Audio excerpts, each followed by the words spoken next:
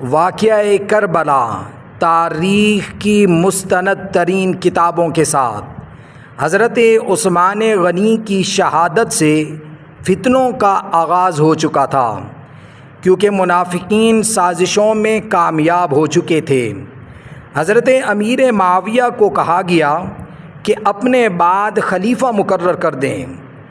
دوسری سمت کوفے سے 40 لوگوں نے حضرت امیر معاویہ کو مشورہ دیا کہ اپنے بعد یزید کو خلیفہ بنا دیں۔ حضرت امیر معاویہ نے کہا میں مشورہ کروں گا۔ مشورہ کیا، اس میں اختلاف ہو گیا، لیکن اکثر لوگ یزید کی بیعت پر آمادہ ہو گئے۔ کوفہ، بصرہ، عراق، شام نے یزید کے ہاتھ پر بیعت کر لی۔ 5 لوگوں نے اس بیعت کی مخالفت کی، جن میں حضرت حسین، حضرت عبداللہ ابن عمر، حضرت عبداللہ ابن عباس، حضرت عبداللہ ابن زبیر، عبد الرحمن بن ابی بکر۔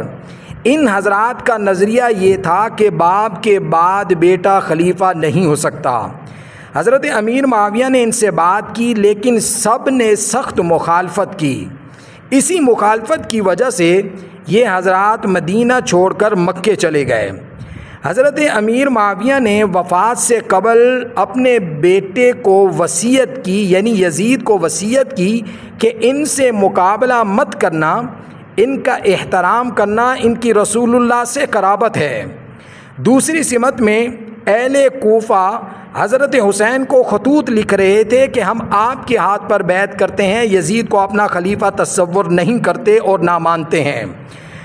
حضرت حسین نے یہ سوچا کہ میں کوفے کے حالات کو دیکھتا ہوں اور وہاں جاتا ہوں۔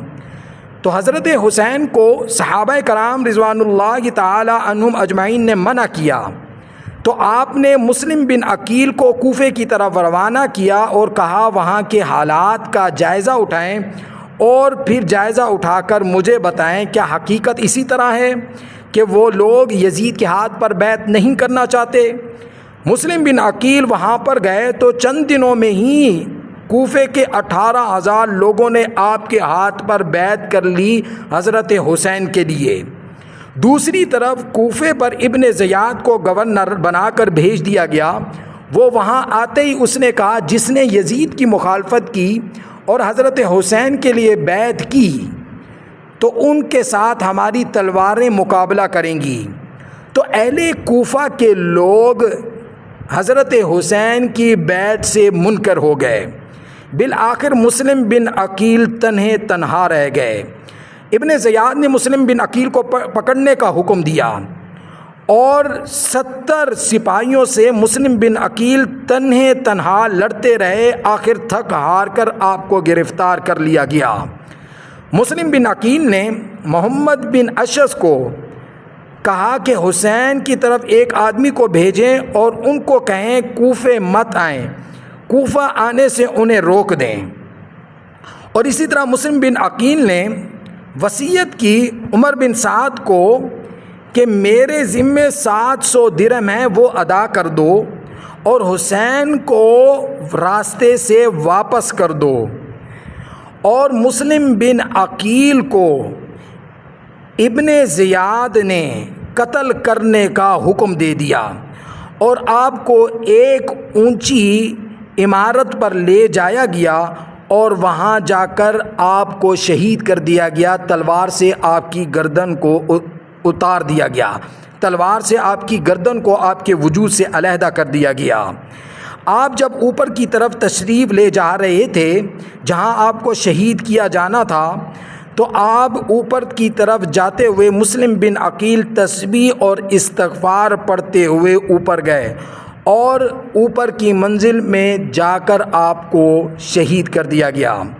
دوسری سمت میں عمر بن سعد 2000 کا لشکر لے کر ان حضرات کو جنہوں نے یزید کی بیعت کی مخالفت کی تھی ان کو گرفتار کرنے کے لیے بھیجا کہ ان کو گرفتار کر کے آؤ۔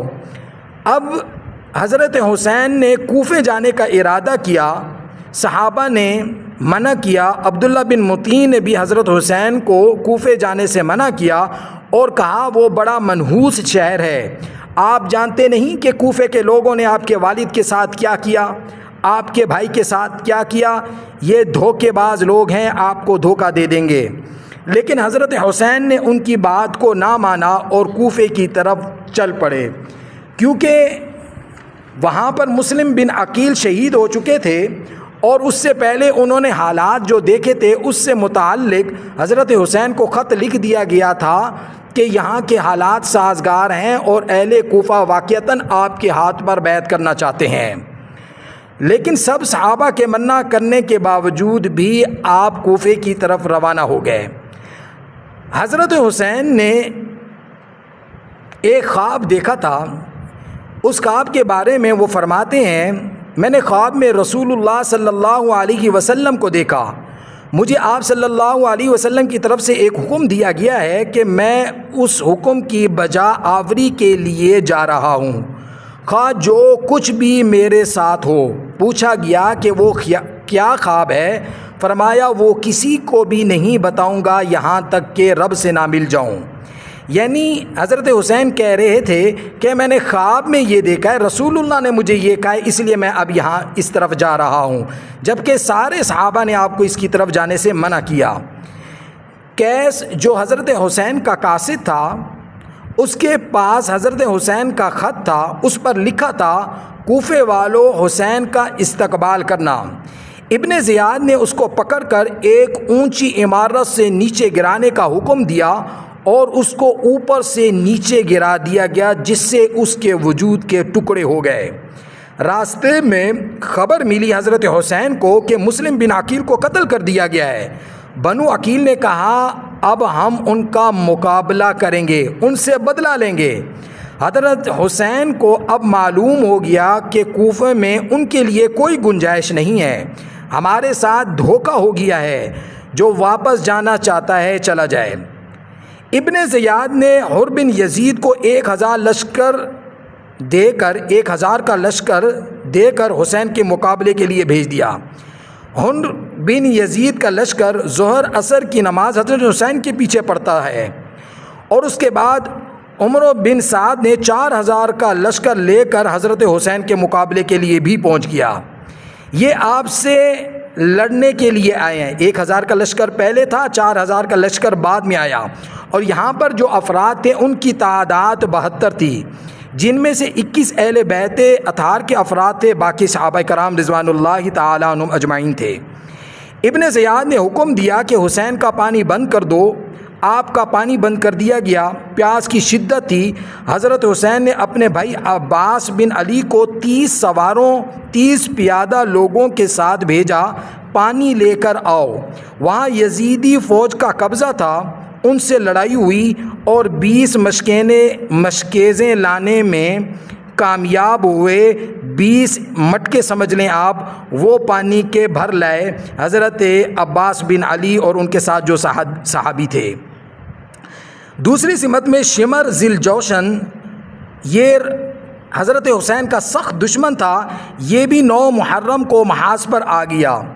9 محرم کو حضرت حسین خواب دیکھتے ہیں، آواز کے ساتھ اٹھتے ہیں، آپ کی بہن زینب یہ آواز سنتی ہے، دوڑتے ہوئے آتی ہے اور کہتی ہے کیا ہوا بھائی؟ تو حضرت حسین نے فرمایا کہ میں نے رسول اللہ کو خواب میں دیکھا ہے کہ تم اب ہمارے پاس آنے والے ہو، یہ رسول اللہ نے کہا ہے۔